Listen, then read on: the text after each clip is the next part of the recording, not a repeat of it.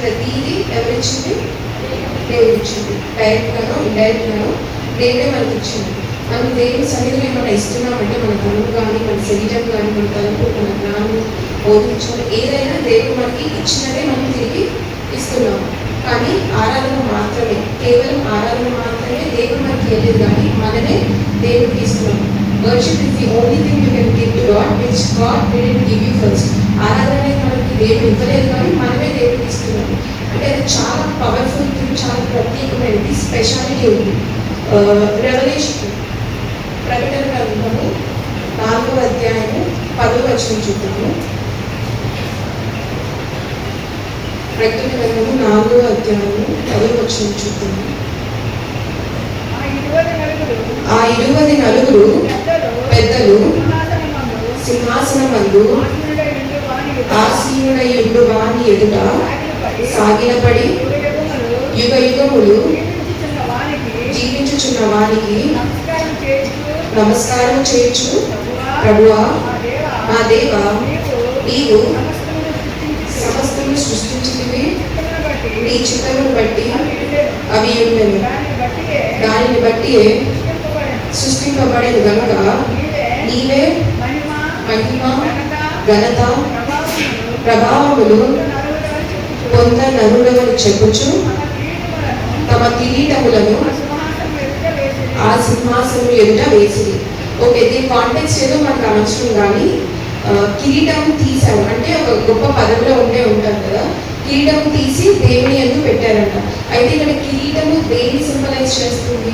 వాళ్ళకున్న అధికారము, వాళ్ళకున్న ఆధిపత్యము, వాళ్ళు అకంప్లిష్ చేసే అచీవ్మెంట్స్ అన్నిటినీ వాళ్ళు తీసేసి దేవుని ఎందుకు పెట్టారంట, సాగిలపడి పెట్టారంట. ఆరాధన అంటే మనము మన మొత్తం జీవితం మొత్తం తీసుకొని ఆయన ముందు పడిపోవడం, offering your self to God. అయితే ఆ ఆలోచన, ఆ మనసు మనకు ఎప్పుడు ఉంటుంది? దేవుని ముందు సాగిల పడాలన్న మనసు మనకు ఎప్పుడు ఉంటుంది? ఎప్పుడైతే మనము ఆయనకి విధేయులై ఉంటాము. ఒబీడియన్స్. నా మాటను గైకొన్నవాడు నన్ను ప్రేమించువాడు అని చెప్పాడు. అంటే నా మాటను ఎప్పుడు గైకొంటాము? ఆయన మాటను ఎప్పుడు గైకొంటాము? ఆయన ప్రేమించిన వారం అయితేనే కదా. ఆజ్ఞ అతిక్రమము పాపము. అంటే పాపం చేయలేదంటే ఆజ్ఞను అతిక్రమించట్లేదు, పాపం చేయలేదంటే ఆజ్ఞను అతిక్రమించట్లేదు. ఎప్పుడు ఆజ్ఞను అతిక్రమించుకుంటూ ఉంటాము? దేవుణ్ణి ప్రేమించే వారం అయితేనే. దేవుని ప్రేమిస్తున్నామంటే డైరెక్ట్ గా ఇండైరెక్ట్ మనం దేవుణ్ణి ఆరాధిస్తున్నాము. ఎప్పుడైతే మనం పాపంని దూరంగా పెడతామో, ఆయన ఆజ్ఞను పాటిస్తున్నామో, ఆయన మాటను గైకొంటున్నామో, దేవుని మనము ఆరాధించే వారమై ఉంటాము. అలాగే మనము సాక్రిఫైసెస్ చేస్తున్నప్పుడు, అంటే ఇప్పుడు నాకు బేసిక్గా నాకు నిద్ర అంటే చాలా ఇష్టం, కానీ పొద్దున్నే 5ంటికి వెళ్ళడము ఇట్స్ నాట్ మై థింగ్. కానీ 5ంటికి లేచి దేవుని కోసం నేను సమయం ఇస్తున్నానంటే, దేవుని కోసం నేను నా నిద్రని పక్కన పెట్టి నేను టైం ఇస్తున్నాను అంటే దేవుడు అది గ్రాంటెడ్గా తీసుకోడు.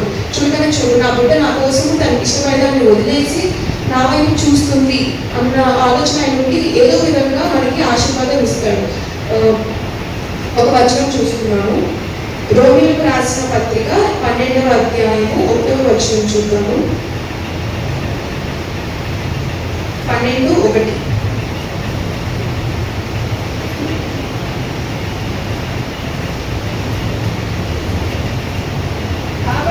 కాబట్టి సహోదరులారా, పరిశుద్ధమును దేవునికి అనుకూలమైన సజీవ యాగముగా మీ శరీరములను ఆయనకు సమర్పించుకొనుడని దేవుని వాత్సల్యమును బట్టి మిమ్మల్ని బతిమాలుకొనుచున్నాను.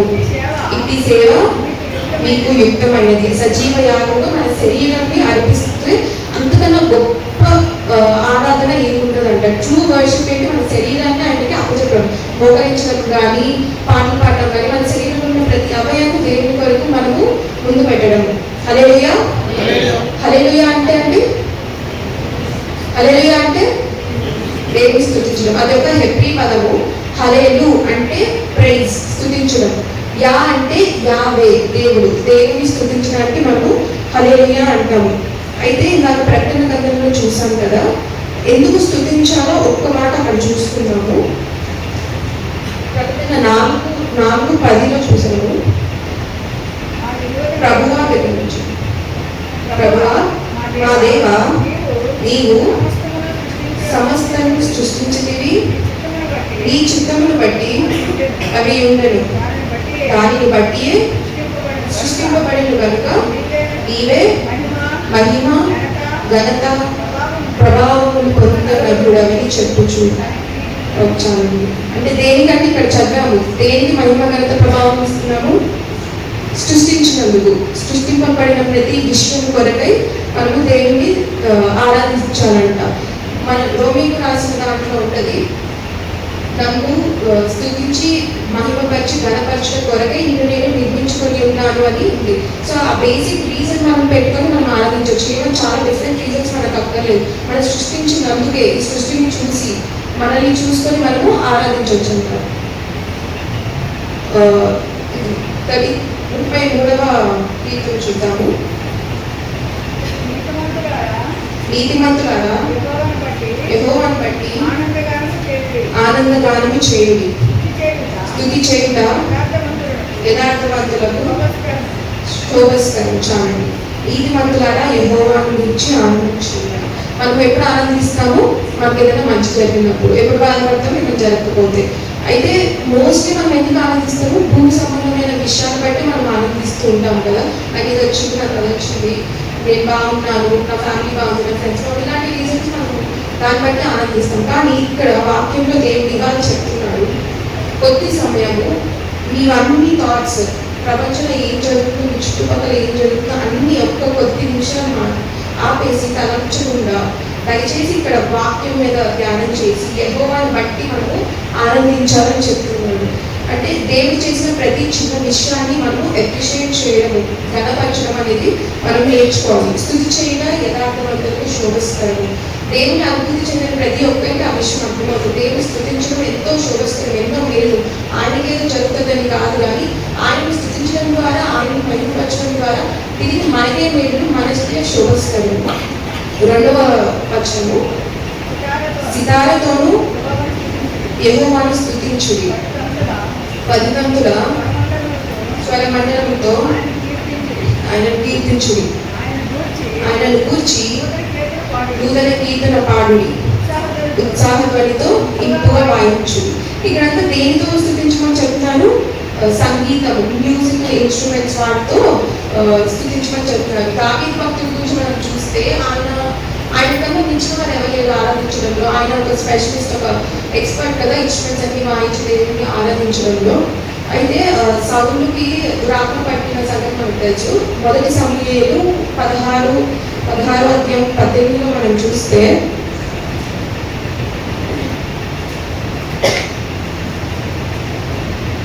అధ్యాయం 17వ వచనంలో చూస్తే, 18వ వచనం అక్కడ చూస్తే సౌలుకి దురాత్మ పట్టింది.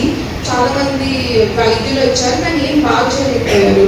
చాలా వాడాడు, చాలా టెక్నిక్స్ యూజ్ చేశాడు, ఏం చేయలేకపోయాడు. కానీ దావీదుని బెత్లెహేముడైన యెషయా యొక్క కుమారులలో ఒకని చూచి తిని, అతడు చమత్కారంగా వాయింపగలడు, అతడు బహు సూర్యుడును యుద్ధశాలియు మాట నేర్పరియు రూపసి అయి ఉన్నాడు, మరియు యెహోవా వానికి తోడుగా ఉన్నాడనగా.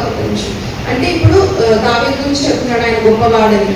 అయితే దావీదుని పిలిపించాక 23వ దాంట్లో మనం చూస్తాము, దేవుని యొద్ద నుండి దురాత్మ వచ్చి సౌలు పట్టినప్పుడల్లా దావీదు సితార చేత పట్టుకొని వాయింపగా దురాత్మ అతనిని విడిచిపోయాడు, అతడు సేదదీరి బాగాయను.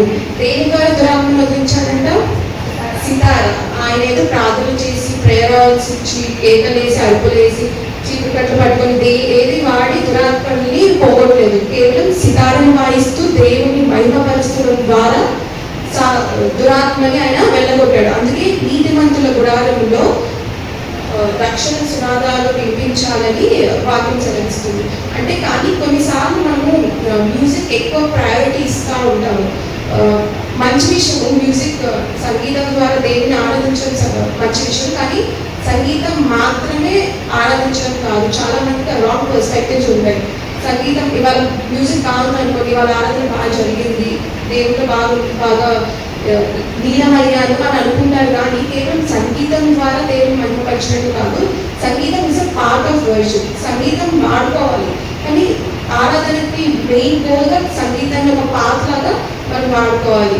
ఎందుకంటే సంగీతంలో కొన్నిసార్లు మనకి ఎమోషన్స్ అనేవి బయటకు వస్తాయి, కానీ దేవునితో కనెక్షన్, దేవునితో ఆ స్పిరిచువల్ కనెక్షన్ మనం యూజ్ అయ్యి పాటకి బాగా కనెక్ట్ అయిపోతూ ఉంటాము. సో సంగీతాన్ని మనము మెయిన్ ఫోకస్గా ఎప్పుడూ చేయకూడదు అనమాట. 4వ వచనము, 5వ వచనము, ఆయన నీతిని న్యాయమును ప్రేమించువాడు, లోకము యెహోవా కృపతో నిండి ఉన్నది. పైన ఆయన యెహోవా వాక్యం యథార్థమైనది, ఆయన చేయదంతయు నమ్మకమైనది. అంటే మనము వాక్యము మెయిన్ భోజనము. మ్యూజిక్ అనేది వాటర్ లేకుండా భోజనం చేయలేము కదా. సో మ్యూజిక్ మనం వాడుకుంటూ దేవుని ఆహారము, దేవుని వాక్యం అనేది మనము జీవించుకోవాలన్నమాట. సో యెహోవా వాక్యము ఈ 2 వర్సెస్ అనేవి చాలా ఇంపార్టెంట్. మనము దేవుని ఎందుకు ఆరాధించాలి ఇక్కడ తెలుసుకుంటుంది. ఏ పెద్ద పెద్ద రీజన్స్ మనం అక్కర్లేదు, కానీ ఆయన వాక్యము యథార్థవంతమైనది, ఆయన చేయనంతయు నమ్మకమైనది. నమ్మకస్తుడు కదా, ఆయన నీతిని న్యాయం ప్రేమించేవాడు. ఈ విషయాలు మనం చెప్పుకొని మనం దేవ నీవే ప్రేమ, నీవే సత్యము, నీవే జీవము, నీవే కృప, ఇవన్నీ మనము చెప్పుకుంటూ ఆయన్ని ఆరాధించవచ్చు. చిన్న చిన్న విషయాన్ని మనము అప్రిషియేట్ చేస్తూ మనము ఆరాధించవచ్చు. 6వ వచనము, యెహోవా వాక్కు చేత ఆకాశం కలిగెను, ఆయన నోటి ఊపిరి చేత వాటి సర్వ సమూహం కలిగెను. సముద్ర జలములను రాశిగా కూర్చువాడు ఆయనే, అగాధ జలములను కొట్లలో కూర్చువాడు ఆయనే. లోకులందరూ యెహోవా యందు భయభక్తులు నిలుపవలెను, భూలోక నివాసులందరూ ఆయనను వెరవవలెను. ఆయన మాట సెలవీయగా దాని ప్రకారమైన ఆయన ఆజ్ఞాపింపగానే కార్యము స్థిరపరచబడింది. చదువు. ఈ 4 వచనాలు ఏ గురించి చెప్తున్నాయి? సృష్టి. మన చుట్టూ ఉన్న ఒకసారి సృష్టిని చూస్తే, అంటే ఇప్పుడంటే తెలియదు కానీ మనం పెద్ద పెద్ద హిల్స్కి, వాటర్ ప్లేసెస్కి వెళ్తే తెలుస్తుంది ఎంతో గొప్ప సృష్టిని ఆయన సృష్టించాడు. అవి ఎలా వర్క్ అవుతాయో కూడా మనకు తెలియదు. ఈ ఆకాశం మీద ఈ మొక్కలన్నీ ఎలా వెళ్ళాడితే మనకు తెలియదు. ఆ సూర్యుడు, నక్షత్రాలు, చంద్రుడు అవన్నీ ఎలా ప్లేస్లో ఉన్నాయో మనకు తెలియదు. భూమి గాలిలో ఉంది, కానీ మనం దాని మీద నిలబడి స్థిరంగా ఉన్నాం. ఇదంతా ఎలా జరుగుతుందో మనకు తెలియదు. సైన్స్ కూడా కొన్ని కనిపెట్టలేదు. ఇంత గొప్ప సృష్టిని దేవుడు సృష్టించాడు. ఇంతకన్నా గొప్ప రీజన్ మనకు ఉంటుంది దేవుని ఆరాధించడానికి. ఈ సృష్టి ద్వారా మనం ఆరాధించవచ్చు. ఈ గాలి, ఈ నేల, ఇవన్నీ ఎన్నో గొప్ప విషయాలు మన చుట్టూ మనం రియలైజ్ అవ్వాలి. ఇంత గొప్ప సృష్టి సృష్టించినప్పుడు దానికి అధికారంగా మనల్ని నియమించుకున్నాడు. ఏ పాటి వారు ఇన్ని కోట్ల మంది ఉన్నారు, ఒక్క తుఫాన్ గట్టిగా వస్తే ఉండగలమా? లేదు. అయినప్పటికీ ఆయన మనల్ని చేతులతో నిర్మించుకొని మనల్ని అధికారంలో ఉంచాడు. ఈ విషయం చాలా కదా మనం దేవుని స్థుతించడానికి. 10వ వచనం చూద్దాం. అన్యజనులు ఆలోచనలను యెహోవా వ్యర్థపరచును, జనముల యోచనలను ఆయన నిష్ఫలముగా చేయును. యెహోవా ఆలోచన సదాకాలం నిలుచును, ఆయన సంకల్పములు తరతరములకు ఉండును. యెహోవా తమకు దేవుడుగా గల జనులు ధన్యులు, ఆయన స్వాస్థ్యముగా ఏర్పరచుకున్న జనులు ధన్యులు. అంటే ఇక్కడ అన్యజనులు అంటే ఎవరైనా అన్యజనులు. సో వాళ్ళ తలంపులు, వాళ్ళ ఆలోచనలు, అంటే మన తలంపులు, మన ఆలోచనలు, మన ప్రణాళికలు ఇవన్నీ టెంపరీ, జరగవచ్చు, జరగకపోవచ్చు, ఏదైనా అవ్వచ్చు. కానీ ఆయన తలంపు, ఆయన ప్రణాళిక అనేది పర్మనెంట్. ఆయన ఒక్కసారి మన ఎందుకు తలంపు ఉంచాడు అనుకోండి, మన తరతరముల వరకు మనం దీవిస్తే 1000 సంవత్సరాల వరకు దీవిస్తాడు. కానీ 4 సంవత్సరాల వరకు మనల్ని ఒకవేళ శపిస్తే 4 తరముల వరకే ఉంటుంది. కానీ దీవెన ఆశీర్వాదాలు ఇస్తే కొన్ని 1000 సంవత్సరాల వరకు మనల్ని దీవిస్తాడని చెప్తుంది కదా వాక్యము. అయితే ఆయన ఇచ్చిన మాట నెరవేర్చేవాడు, నమ్మదగిన వాడు కదా. అబ్రహాం కూడా ఆయన దీవించాడు. ఇప్పటి వరకు ఇశ్రాయేలు దేశం ఎంత గత కొంచెం చిన్న దేశమే, చాలా చిన్న దేశం అయినప్పటికీ ఎన్నో పెద్ద పెద్ద దేశాలకు అది పోటీగా నిలిచి ఉన్నదన్నమాట. అయితే ఆయన సంకల్పం మన మీద ఉన్నప్పుడు మనము దీవింపబడతాము. మనుషుల సంకల్పము చాలా టెంపరీ. 13వ అధ్యాయం చూద్దాం. వచ్చింది యెహోవా ఆకాశంలో నుండి కనిపెట్టుచున్నాడు, ఆయన నరులందరినీ దృష్టించుచున్నాడు, తానున్న నివాస స్థలముల నుండి భూలోక నివాసులందరి వైపు ఆయన చూచుచున్నాడు. ఆయన వారందరి హృదయములను ఏకరీతిగా నిర్మించినవాడు, వారి క్రియలన్నీ విచారించువాడు, వారిని దర్శించువాడు. అంటే ఇక్కడ ఏం చెప్తున్నారు? ఆయనే అన్ని చేస్తాడు. ఇంకా ఆయన కన్నా ఉత్తముడు, ఆయన కన్నా గొప్పవాడు, ఇంకా ఆయనే సుప్రీం. ఆయన కన్నా ఇంకా పెద్ద ఎవరు లేరు. మొత్తం సమస్తము ఆయనకు తెలుసు. ఆయనని అంటే మనము చాటుగా చేస్తే ఆయనకు తెలియదు అని అనుకునేది ఏమి ఉండదు. హెబ్రీయులకు రాసిన పత్రిక 4వ అధ్యాయం 13వ వచనంలో చూద్దాము. హెబ్రీయులకు రాసిన పత్రిక 4వ అధ్యాయం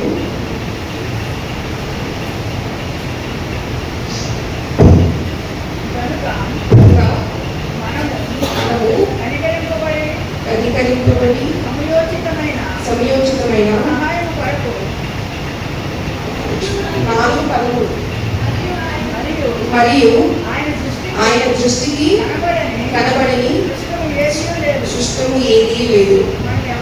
మనం ఎవరికి లెక్క చెప్పవలసి ఉండదో ఆ దేవుని కనులకు సమస్తము మరుగలేక తేటగా ఉన్నది. లెక్క చెప్పాలి డెఫినెట్ గా. అయితే ఎవరికి చెప్పాలి? మన ఇంట్లో వాళ్ళకి కాదు, మన ఫ్యామిలీకి, మన ఫ్రెండ్స్కి, దైవజనులకి, సంఘానికి, దేనికి కాదు, దేవునికి మనం లెక్క చెప్పాలి. ఆయన కనబడడంతో ఏమీ లేదు. ఈ మాట మనం గుర్తుంచుకుంటే ఒకటి చేస్తాం. ఇవాళ తప్పు చేసాము, కానీ రేపైనా అయ్యో దేవుడు నన్ను చూస్తున్నాడు, నేను చేయకూడదు అనే బాధ కలుగుతుంది. ఆ తలం పైన మనకు ఉంటుంది. కాబట్టి ఈ వాక్యం మనం ఎప్పటికప్పుడు నెరవేర్చుకుంటూ ఉండాలి. దేవునికి కనబడదంటూ ఏదీ లేదు. ఆయన మనం ఖచ్చితంగా ఒక రోజు లెక్క చెప్పాలి. చిన్న అబద్ధమైన, చిన్న దొంగతనమైన, సొలుగుడు దొంగైన, ఏ విషయమైనా పక్క వారి మీద ప్రేమ లేకుండా ఆజ్ఞ అతిక్రమించడమే పాపం కదా. పక్క వారిని ప్రేమించడం ఆజ్ఞ, ప్రేమించకపోవడం అతిక్రమం. చిన్న చిన్న విషయాలకు కూడా మనము లెక్క అప్పచెప్పాలి. ఇదే దేవుడు ఏమన్నట్టు చెప్తే అర్థం చేసుకుంటాడు కాదు, ఖచ్చితంగా మనము లెక్క అప్పచెప్పాలి. 16వ వచనము కీర్తన 33:16 ఏ రాజును సేనా బలము చేత రక్షింపబడడు, ఏ వీరుడును అధిక బలము చేత తప్పించబడడు. రక్షించుటకు గుర్రము అక్కడకు రాదు, అది దాని విశేష బలము చేత మనుషులను తప్పింపజాలదు. వారి ప్రాణమును మరణం నుండి తప్పించుటకు పరుగుల వారిని సజీవులుగా కాపాడుటకు చాలండి. అయితే ఇప్పుడు దావీదు భక్తుడు ఒక యుద్ధాలు చేసేవాడు, వీరుడు కదా. ఇప్పుడు ఆయనే రాశాడు. ఆయనకు అంత బలం ఉంది, అన్ని గుర్రాలు, అన్ని సేనాధిపతులు ఉన్నాయి. ఆయనే అంటున్నాడు, ఇవేమి నన్ను కాపాడలేదు, ఇవేమి నన్ను ప్రమాదం నుంచి తప్పించలేదు, ఏ రాజు నన్ను తప్పించదు. దేవుని రాజుని ఆశ్రయించదు, ప్రజల్ని ఆశ్రయించదు, నన్ను ఆశ్రయించమని చెప్తున్నాడు దేవుడు. అయితే దావీదు భక్తుడు ఏమంటాడు, ఇవేమి నాకు అక్కడికి రాలేదు, నా గుర్రాలేమి నాకు సాయం చేయలేదు, నాకు ఏం లేదు, కానీ దేవుడే నాకు అక్కడికి వచ్చాడు, దేవుడే నాకు సహాయం చేశాడు, దేవుడే నాకు సేవ తీర్చాడు. దావీదు భక్తుడు ఎంత దీన స్థితిలో ఉన్నప్పటికీ, ఎన్ని బాధలు, ఎన్ని ఇబ్బందులు ఉన్నప్పటికీ ఆయన ఆరాధించడం మానలేదు. ఆయన చేసే ఆరాధన ద్వారా ఆయన పరిశుద్ధాత్మ సహాయం పొందాడు. ఆయన చేసే ఆరాధన ద్వారా పరిశుద్ధాత్మని అభిషేకం పొందాడు, దీవెనలు పొందాడు, ఆశీర్వాదం పొందాడు. యెషయా గ్రంథము 31వ అధ్యాయము 1వ వచనము.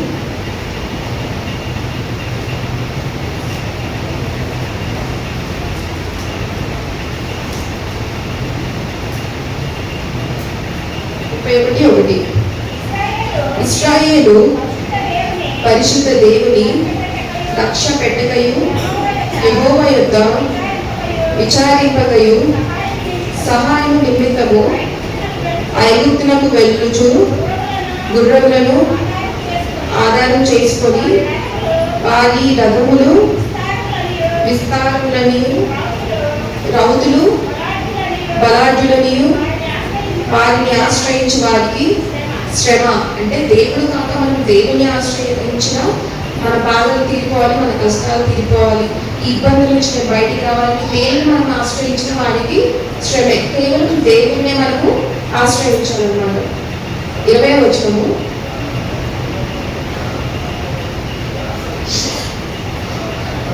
మనము యెహోవా పరిశుద్ధ నామమునందు నమ్మిక ఉంచి ఉన్నాము, ఆయనను బట్టి మన హృదయం సంతోషించుచున్నది, మన ప్రాణము యెహోవా కొరకు కనిపెట్టుకొనుచున్నది, ఆయనే మనకు సహాయమును మనకు కేడమునై ఉన్నాడు. యెహోవా, మేము నీ కొరకు కనిపెట్టుకొనుచున్నాము, నీ కృప మా మీద నుండును గాక. ఇక్కడ లాస్ట్ 3 వచనాల్లో ఇంకా దేవునికి అప్పచెప్తున్నాడు ప్రతిదీ. నా వల్ల ఏది కాదయ్యా, నేను పెద్ద రాజునై ఉన్నాను, నాకు పెద్ద సేనాధిపతి ఉంది, కానీ నా వల్ల ఏం కాదు, నేనేం చేయలేను, సమస్తం నీకే అప్పగిస్తున్నాను అని దేవుని మీద సమస్త భారం వేసి దేవుని మీద నమ్మకం ఉంచి ఆయన కోసం వేచి ఉంటాడంట. మొత్తం అంతా దేవుని గురించి ఉంది, కానీ లాస్ట్ టైంలో నీ కృప మా మీద నుండుగా కానీ ఒకే ఒక మాట, దేవా మొత్తం అంతా సమస్తం నీ చిత్తం, కానీ నీ కృప నా మీద ఉంచు. అంటే ఆయన కృప ఉంటే మనకు చాలు, ఇంకేం అక్కర్లేదు, ఏం అవసరమే లేదు. ఆయన కృప ఒక్కటి మన మీద ఉంటే మనం దీవింపబడతాము, మనం ఆశీర్వదింపబడతాము, మన ప్రణాళికలన్నీ నెరవేర్పబడతాయి. అయితే మనము ఆరాధిస్తున్నప్పుడు కొన్ని మాటలు గుర్తుపెట్టుకోండి. మనము ఇవాళ సంతోషంగా ఉన్నామని ఆరాధిస్తాము, రేపు బాధగా ఉన్నప్పుడు కూడా మనం ఆరాధించాలి.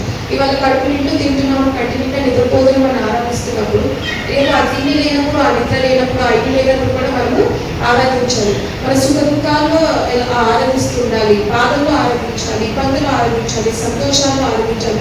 ప్రతి చిన్న విషయానికి ఆరాధన పొందదగు అర్హుడు ఆయనకంటూ ఆయన చేయలేదంటూ ఏం లేదు. కానీ నువ్వు ఆరాధిస్తే నువ్వే దీంపబడతావు, నువ్వే ఆశీర్వదింపబడతావు.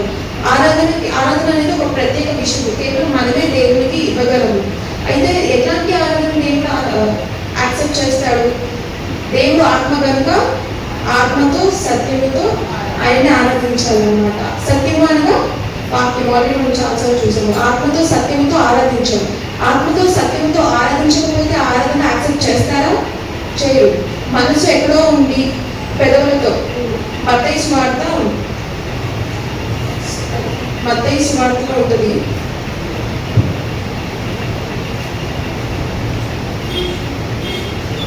పెదవులతో ఆరాధిస్తూ హృదయం దూరంగా ఉందన్న మాట చూడండి.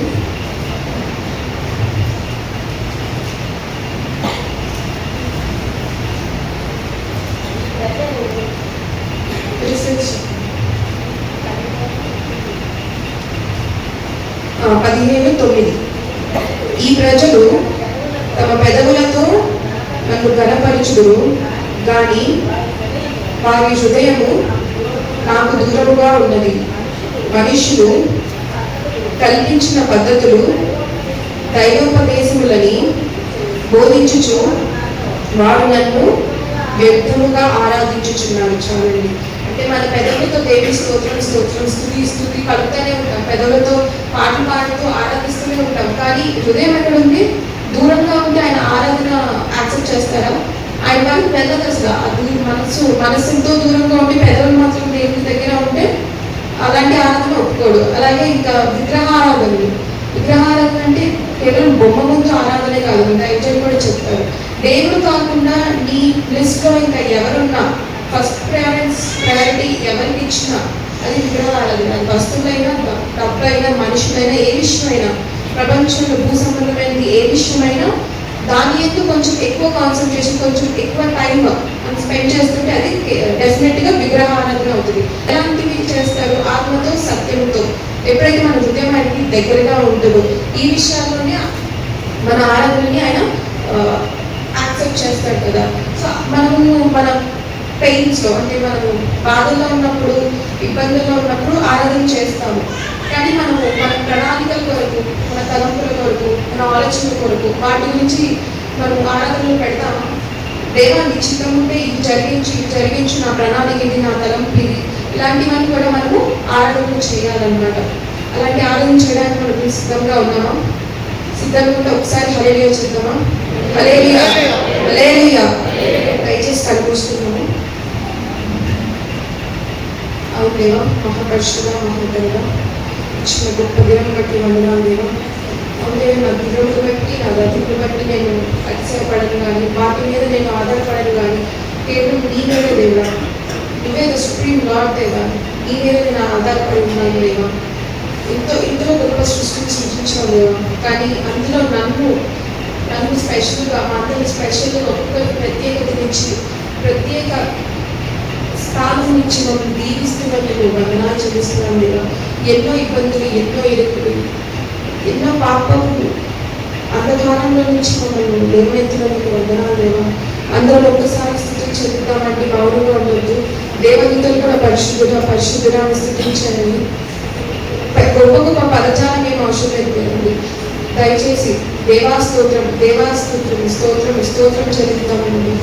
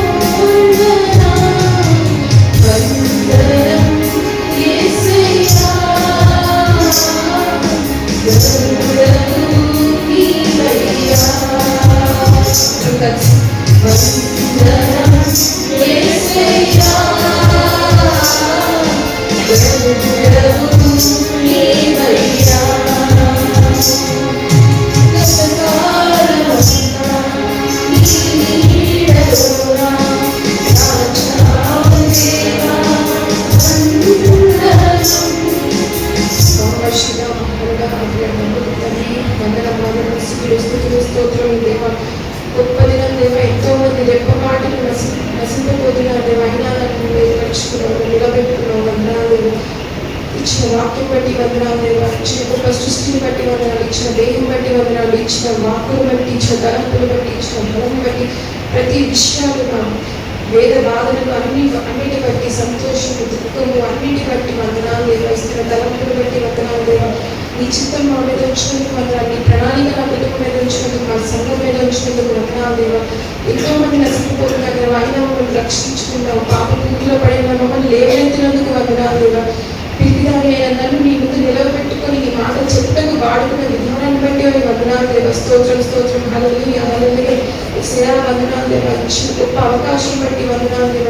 ఇంకా తన వాతికి తిరిగినట్టు, పంది బుద్ధులోకి తిరిగినట్టు నేను ఆ పాపం వైపు తిరిగినప్పటికీ క్షమాపణ కోరిన వెంటనే నన్ను హత్తుకున్నావు. క్షమాపణ కోరిన వెంటనే మా అందరినీ దరి చేర్చుకున్నావు. నీ కృప చూపిస్తాను, నీ ప్రేమ చూపిస్తున్నాను.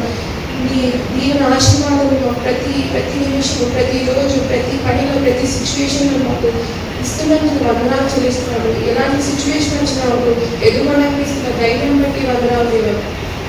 సమస్త మహిమాఘనత నీకే చెందాలి దేవ. ఆరాధన మొత్తం మీరే ఉండండి, మీరే మనం పొందండి, మీరే గడప పొందండి దేవ. చిన్న ఆరాధన యేసు నామములో సమర్పిస్తున్నాము. ఆమేన్.